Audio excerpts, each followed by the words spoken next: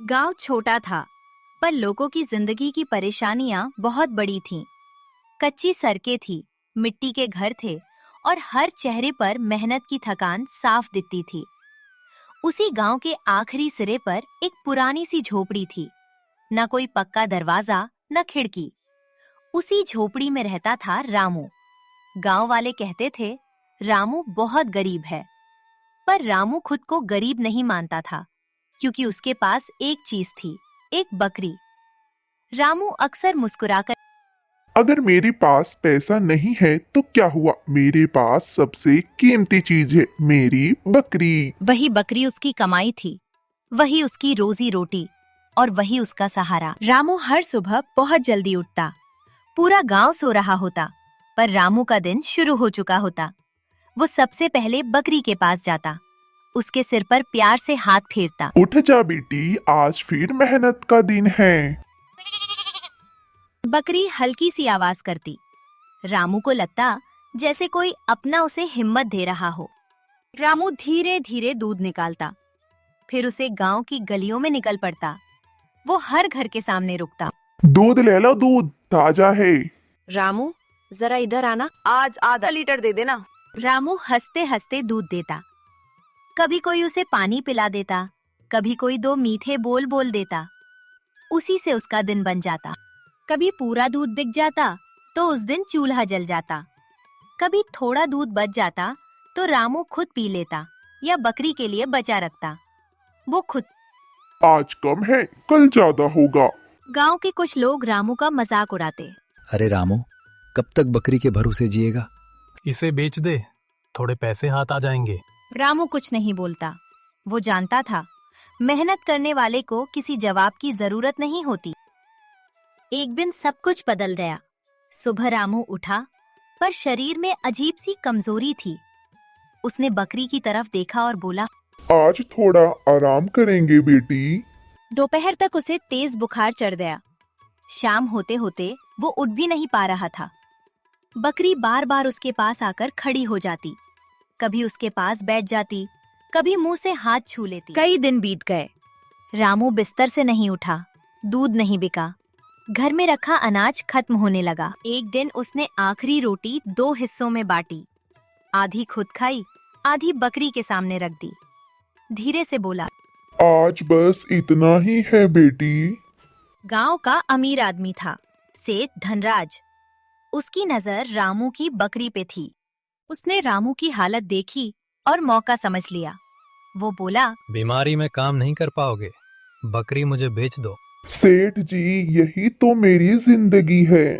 सेठ हंस पड़ा। कुछ दिनों बाद रामू की तबीयत सुधरने लगी। वो पहले बैठा, फिर खड़ा हुआ, फिर बाहर निकलकर धूप में बैठने लगा। बकरी फिर दूध देने लगी। रामू फिर से दूध लेकर गांव निकल पड़ा। लोग खुश हुए। दूध एक काली रात, पूरा गांव सो रहा था। उसी रात रामू की बकरी चोरी हो गई। सुबह उसकी चीख ने, है भगवान, मेरी बकरी। गांव में पंचायत बैठी, पूछताछ हुई, सच सामने आया। चोरी सेठ धनराज ने करवाई थी। बकरी रामू को लौटा दी गई। बकरी मिलने के बाद रामू ने उसे और संभाल कर रखा। अब वो रोज पूरा दूध निकालता, समय पर बेचता। धीरे धीरे उसने एक और बकरी ली। एक दिन रामू बकरी के लिए चारा लेने जंगल की ओर जाता है और जंगल के पास वाले पेड़ पर तोता बैठा होता है।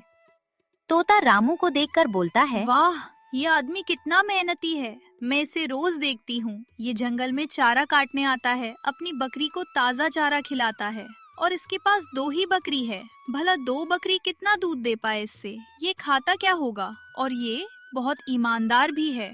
मैं तो एक जादुई चिड़िया हूँ। क्यों ना मैं गाय बनकर इसके घर चली जाऊँ? मेरा दूध बेचकर ये अपनी जिंदगी आराम से जी सकेगा। हाँ, ये ठीक रहेगा। ये आदमी बहुत दयालु और नेक दिल भी लगता है। इतना कहकर तोता नीचे उतरता है और एक जादुई चमक के साथ एक खूबसूरत गाय में बदल जाता। फिर वो रामू के पास गया और बोला, हे दयालु आदमी, मेरा इस जंगल में कोई नहीं है। क्या तुम मुझे अपने घर ले चलोगे? मैं इसके बदले तुम्हें रोज ढेर सारा दूध दूंगी। गाय की आवाज सुनकर रामू आश्चर्य हो गया और बोला, ये मैं क्या सुन रहा हूँ? गाय बोलती है? मैं कोई सपना तो नहीं देख रहा। ये गाय बोल रही है। पहले तुम बताओ, तुम कैसे बोल रही हो? मैंने तो कोई गाय इंसानी आवाज में बोलते हुए नहीं देखी। दरअसल में जादुई गाय हूँ मैं। इंसानों की तरह बोल सकती हूँ और उनकी बातें समझ सकती हूँ। मैं कह रही थी कि तुम मुझे अपने घर ले चलो। रोज सुबह शाम तुम मुझे हरा भरा चारा देना और मैं तुम्हें ढेर सारा दूध दूंगी। तुम उसे बेचकर अपनी जिंदगी आराम से चला सकोगे। अरे जादुई गाय, तुम तो सही कह रही हो। अगर ऐसा हुआ तो मेरी सारी परेशानी दूर हो जाएगी। ठीक है, तुम मेरे साथ चलो। रामू गाय को लेकर घर की ओर चल पड़ा। थोड़ी देर बाद रामू गाय को अपने घर ले आया। उस दिन से रामू रोज जंगल जाता और गाय और बकरी के लिए हरा भरा चारा लेकर आता। दिन बीते गए। रामू रोज दूध लेकर मुखिया के पास जाने लगा। एक दिन सेठ धनराज देखकर सोचने लगा, अरे इसके पास तो 2 बकरी हैं। भला 2 बकरी इतना दूध कैसे देती है? जो ये गांव में बाल्टी भर भर के दूध बेचता है, इसमें जरूर कोई रहस्य है। मुझे पता लगाना होगा। सेठ धनराज अपनी पत्नी लक्ष्मी को ये बात बताने घर गया। लक्ष्मी, तुम तो जानती हो रामू के पास 2 बकरी हैं। 2 बकरी तो इतना दूध नहीं देगी। फिर वो कहां से बाल्टी भर भर के दूध बेच रहा है? मुझे इसका पता लगाना होगा, नहीं तो वो दूध बेच बेच कर हमसे भी अमीर बन जाएगा। ए जी, जब ऐसी बात है तो जाइए और जल्दी पता लगाइए। मैं ऐसा होते नहीं देख सकती। हाँ ठीक है, मैं अभी जा रहा हूँ। सेठ धनराज रामू के घर पहुंचा और चुपके से सब देखने लगा। रामू गाय से बात कर रहा था। मेरी प्यारी गाय, क्या तुम और चारा खाओगी? मैं अभी तुम्हारे लिए और चारा लाता हूँ। नहीं रामू, तुमने मुझे सुबह से बहुत चारा खिलाया, अब मैं और नहीं खा सकती। सेठ धनराज गाय को बोलते हुए देखकर हैरान रह गया। अरे ये गाय तो बोल रही है। ऐसा कैसे हो सकता है? क्या गाय भी इंसानों की तरह बोलती है? रामू, आज मैं तुम्हें ढेर सारा दूध दूंगी। जितना दूध चाहिए उतनी बाल्टियां रख दो। कल सुबह वो सारी बाल्टियां दूध से भरी होगी। नहीं मेरी प्यारी गाय, जितना दूध तुम मुझे पहले देती थी उतना ही दूध दो। इसी में हमारा गुजर सही से हो रहा है। क्या तुम मेरे घर आकर खुश तो हो ना? मुझे तुम्हें चारा देने में कोई दिक्कत नहीं है। हाँ रामू, मैं बहुत खुश हूँ। मेरे दूध से तुम्हें फायदा हो रहा। हाँ मेरी प्यारी गाय, तुम्हारे दूध से मुझे 2 वक्त की रोटी मिल रही है। अच्छा, तो ये जादुई गाय है जो बाल्टी बाल्टी दूध दे रही है। मुझे जल्द ही कुछ करना होगा। कल जब रामू गाय को जंगल ले जाएगा तो मैं इसे मार दूंगा। फिर देखता हूँ ये दूध कहाँ से लाता है। रामू सुनो, अगर मुझे कुछ हो जाए, अगर मैं मर जाऊं, तो तुम घबराना बिल्कुल भी मत। जिस पेड़ के नीचे मैं तुम्हें मिली थी, बस उसी पेड़ की पत्ती मेरे मुंह पर फेर देना। मैं वापस जिंदी हो। अरे मेरी प्यारी गाय, तुम ऐसी बातें क्यों कर रही हो? भला तुम्हें कोई क्यों मारेगा? मेरी किसी से कोई दुश्मनी नहीं है। चलो, मैं तुम्हें जंगल लेकर के चलता हूँ। रामू दोनों बकरियां और गाय को लेकर जंगल की ओर चलता है। रामू जंगल पहुंचता है। वहां गाय और बकरी हरा भरा चारा खाने लगती है। तभी रामू ने मन मन में सोचा, आज बहुत ज्यादा गर्मी है, क्यों ना मैं थोड़ा आराम कर लूं। मैं थोड़ा पेड़ के नीचे सो जाता हूँ। रामू पेड़ के नीचे लेट गया। उधर से धनराज झाड़िया में छुपा हुआ था और सोचा, इस गाय को मारना ही पड़ेगा। ये मेरे रास्ते का कांटा है। तभी गाय जोर जोर से चिल्लाने लगी। मोहन की नींद से जागा और बोला, अरे ये गाय को अचानक क्या हो गया? मुझे जाके देखना पड़ेगा।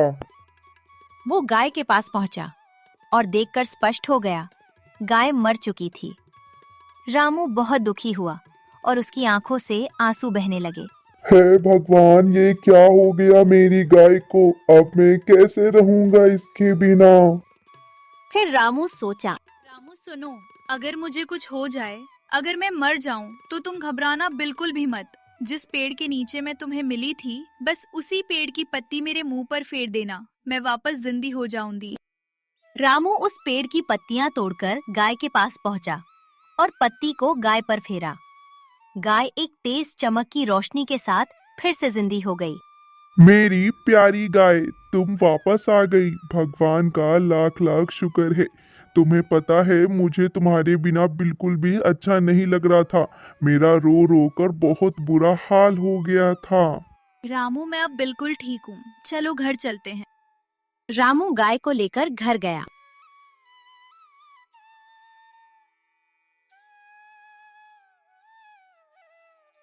पता है प्यारी गाय, मैं सच में बहुत परेशान हो गया था तुम्हारे बिना।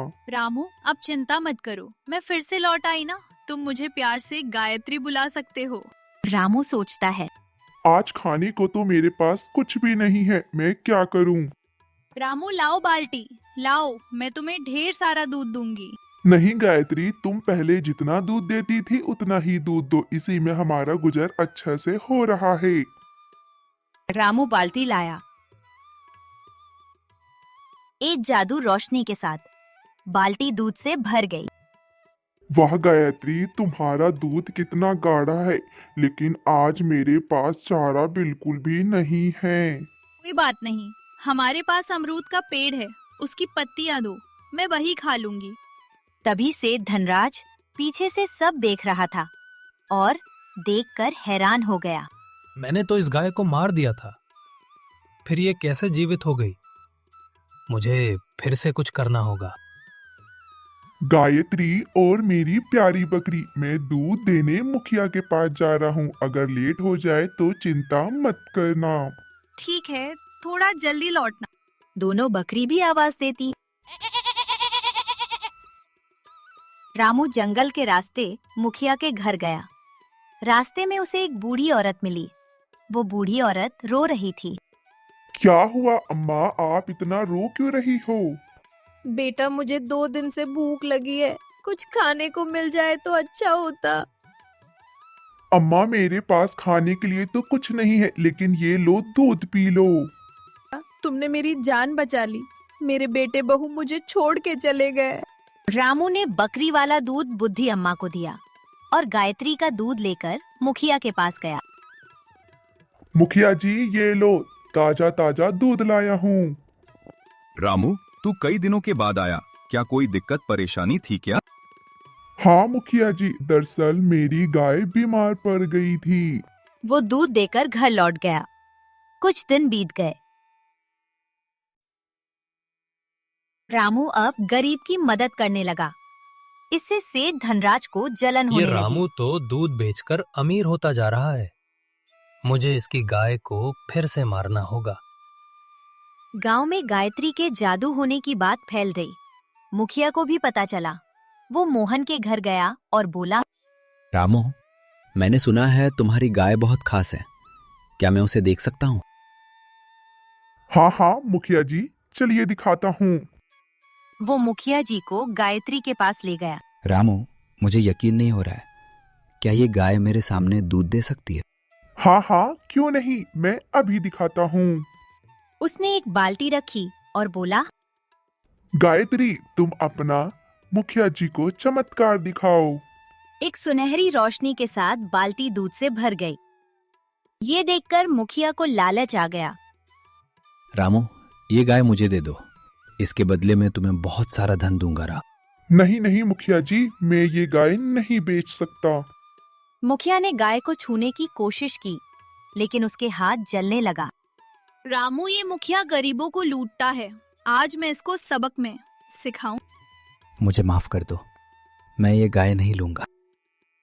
मुखिया जी, आपने गरीबों की जमीन छीनी है। जाइए, आप उन गरीबों की जमीन दीजिए और उनसे माफी मांगिए और उन सब गरीबों की मदद कीजिए। मुखिया को अपनी गलती का एहसास हुआ। उसने सबकी जमीन वापस लौटा दी और सबसे माफी मांगी। अब मेरा काम यही खत्म हुआ। तुम अब खुशहाल हो। मैं अब किसी और गरीब की मदद करने जाऊंगी। हाँ हाँ मेरी प्यारी गायत्री, तुमने मेरी इतनी मदद की, मैं तुम्हारा ये एहसान कभी नहीं भूलूंगा और मैं तुम्हें हमेशा याद करूंगा। गायत्री एक तेज चमक रोशनी के साथ चली गई। रामू अपनी बकरी के साथ खुशी खुशी रहने लगा। अब रामू के पास 5 बकरियां हो गई थी।